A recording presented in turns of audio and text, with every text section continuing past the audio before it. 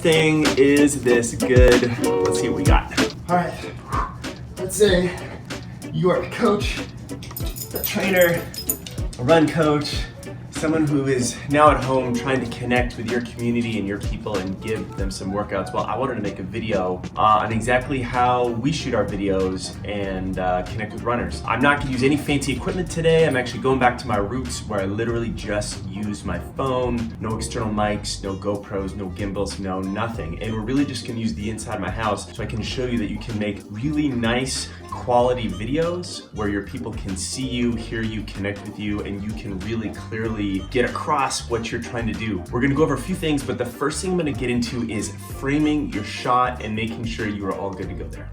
So when we're thinking about framing a shot, really what we want to be able to do is just see you and your face, and more importantly, what you're doing if you're demonstrating a movement. From a tiny little screen, it's very hard if you're far away, you're out of frame, like half your head is cropped off, it just looks a little strange and distracting. So we just want to make sure you're in as good a position as possible. Now, there's going to be a couple different types of shots you guys are probably going to do, especially if you're demonstrating some sort of workout or not. One, you might just be talking directly into the camera, so something that's about eye height level. I'll get to that in a second. Or you're doing some sort of floor exercise or full body exercise. Now, for the floor exercise, I want to shoot a little bit lower and closer to the floor. So I've got my camera just propped up on my chair so that when I'm on the floor, it looks like it's a little bit more level. And that way, if I'm demoing something, you can actually see what's happening. If I were to talk about my low back arching off, you could actually see that.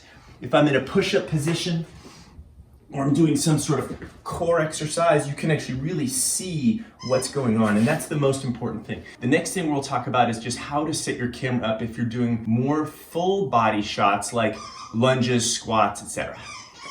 Okay, medium height shots or more full body shots where I'm trying to go up and down, say like a squat and a lunge, etc. What I'm going to do is get my camera up a little bit higher. Now it's up on a table with a little stack of books. And notice I've just sort of used my mat just to kind of frame my reference so I know, hey, if I go too far forward, I'm out of frame, you've lost my head, you've lost my feet. But if I come back here, I'm good to go, and I've got a little bit of room to side. So again, same thing, but main goal, you can see me and you can see what I'm doing. So I can squat like this, and then what I might want to do, let's say I'm demonstrating a movement, is I might want to change my angle so that you could see something else. What I don't want to do is just stay stuck in the same position all the time, because if I start talking about my hips in a squat, you're like, well, I really can't see what his hips are doing, but if I go sideways, oh, now I can understand and see what is happening. Finally, selfie shots. How does this look? Now, if you're just talking through a workout and you're just talking directly into the camera, you want to be a little bit more full frame. You want to be a little bit more close. You could be standing, sitting, but you kind of want to make sure you're pretty much eye level with the camera so they can, see you. You could even take this and go selfie style and just walk around a little bit like this. If you were going to go selfie, try not to move too much. If it is this, it gets a little shaky. And then the other part too is like, make sure that arm is pretty straight. I want to be near you, but I don't want to necessarily count your nose hairs by being too close, if you know what I mean. So that can help me out as well. Next, we're going to get into a few lighting tips. A huge issue with lighting is just being backlit. If I'm dark and my background's really bright, you really can't see me. So notice that when I've been shooting, I usually film near a window so that you can see my face a little better and I get that natural light. And if you're really stuck and you're just inside room's a little drab, whew, hey, it's raining outside right now. But hey, go outside. You're always gonna get better light outside, and especially on cloudy days, you don't get those like hot, harsh shadows and angles. It makes for really nice, beautiful shooting. Some other things to think about when I'm shooting, this kind of goes with lighting, but just sort of like the visual background. I want to wear something that has a little contrast to my background. So I'm wearing a red shirt, I've got a blue wall, I've got a yellow thing back there, wooden floor. I'm not just wearing something like super dark or white. If I'm shooting like, a white shirt against a white wall, it doesn't look very good. The other thing, if you're shooting in low or light conditions, make sure you use your back-facing camera, the one that is kind of your main one. It's usually better pixels. If I'm shooting with the front-facing camera, I can see myself, but it usually looks a little bit more grainy as a result. Now, another note on lighting and visuals, notice that when I'm filming, I'm not just filming close to a wall and against a blank one, something that's just sort of white and drab. It just doesn't look that good. It's just kind of meh. So if I am gonna shoot close to a wall, maybe I've got a wall that's a little bit more interesting, a little bit brighter color. There's some stuff in the background. And notice that for a lot of the shots I've been doing, just to convey a little bit more spaces, like a realtor's trick, is I can shoot from, say, the corner of the room. So if I set my camera up here and all of a sudden I give you this big angle, it just looks a little bit more open in my space. Of course, this is a little sideways, but you kind of get the idea, right? How can I create more space and more openness and more light?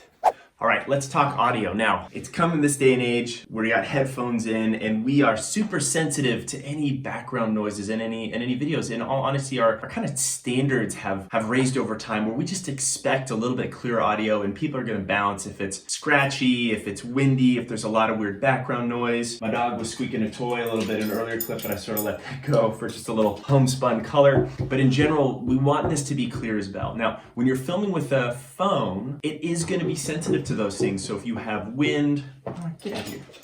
If you have wind, if you have other people talking or music in the background, that's going to affect things.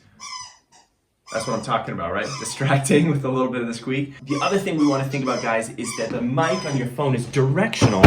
So if I'm speaking over here, you're not going to be able to hear me as well as if I'm speaking this way. This all should go without saying. The further I am away from the camera, the more I need to speak up so you can hear me. And the same thing, if I get closer to the camera, I don't need to yell, right? I can speak in a little bit more of a regular voice. So really just be cognizant that you have a directional mic. It's going to be sensitive to background noises like the annoying dog over there.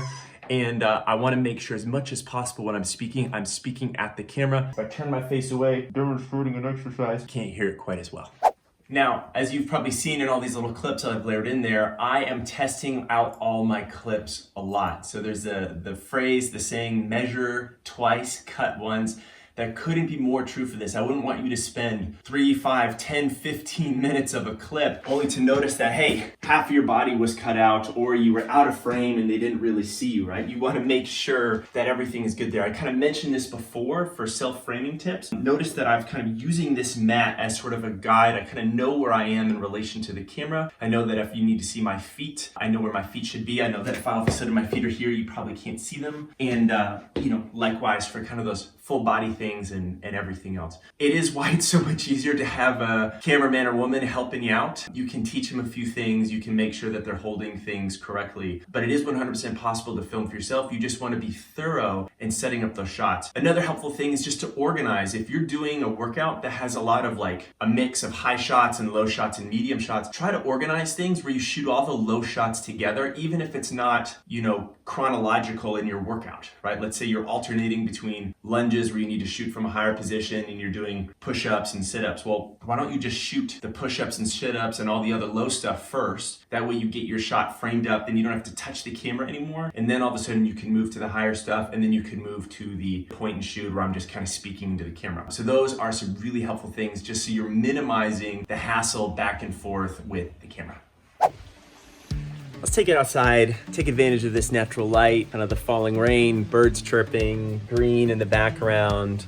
I love filming this video. This is super fun to kind of take it back to my roots a little bit and just remind me of why I started. And I think why you're here, which is you're trying to connect with your runners, whether you're a running store, you're a coach, you have a community or a club, or your trainer trying to connect with your clients. And the tips in here can really turn your phone, then your hand that you're watching this video, into a pretty powerful weapon. But it wouldn't be much of a weapon if your personality on camera was a little flat. Now, what I don't mean for you is to be someone different, right? Your people like you because of who you are. Just be cognizant that when you're in a camera, you're not getting any energy this way. So you kind of have to make up for it and be that little bit more animated. So eyes are a little more open, smile a little bit bigger, voice just that little bit more enthusiastic. So that little bit of energy that you bring just goes a long way, especially as it communicates through camera screen. If you need any help, guys, don't hesitate to reach out.